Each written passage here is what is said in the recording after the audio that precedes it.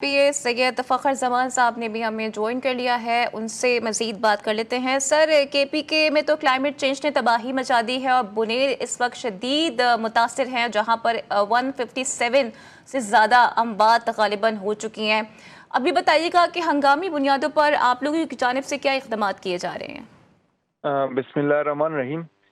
ये 3 union council में सुबह क्लाउड बर्स्ट हुआ है। Union council Gokarn, union council Malakpur, union council Gulpandi. इन तीनों में जो हुआ है, जैसे हुआ है तो ये बस की वजह से पूरे कुछ जगहों पे, आधे गांव, कुछ पे थोड़ा से कम पे, वो सारे वो घरें वो बहा के लेके गई हैं। असल में ये जो बाकी जगहों पे है, मतलब अब स्वात में या बाकी जगहों पे उधर दरिया है, बुनेर में दरिया है नहीं, वो सारे पड़ी है छोटे छोटे, और जो चश्मे से पानी निकलते हैं।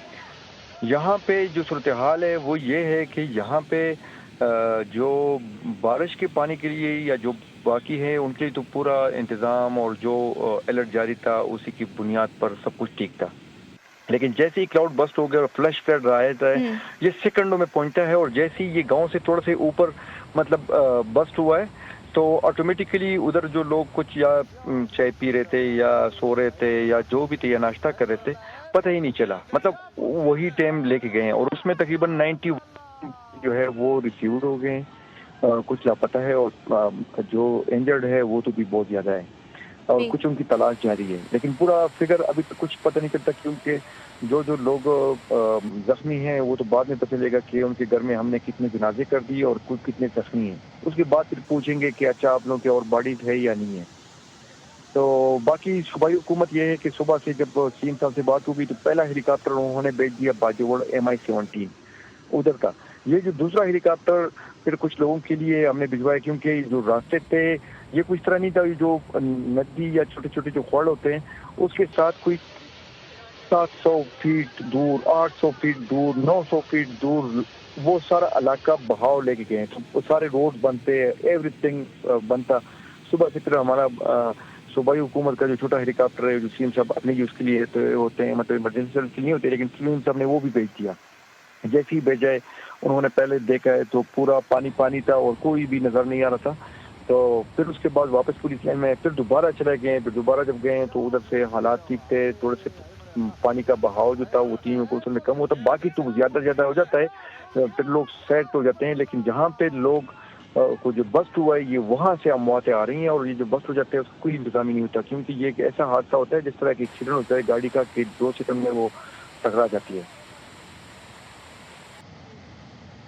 ठीक है सर, जैसे कि आपने अभी जिक्र भी किया सर, फ्लैश फ्लडिंग का और क्लाउड बर्स्ट का। सर, आपको नहीं लगता कि लोग इन दोनों टर्मिनोलॉजी से बहुत ज़्यादा अवेयर नहीं है? तो उनकी अवेयरनेस के लिए केपी गवर्नमेंट क्या कर रही है? बिकॉज अब लोगों को एजुकेट करना भी आपकी जिम्मेदारी है सर। बिल्कुल आपकी बात ठीक है, लेकिन ये है कि ये जितने भी हमारे मेरे मतलब हल्के में कोई 4 यूनियन कौंसिल और बुनेर में कोई कुल 30 यूनियन कौंसिलों में 10 यूनियन कौंसिल जो है वो पहाड़ियों में है।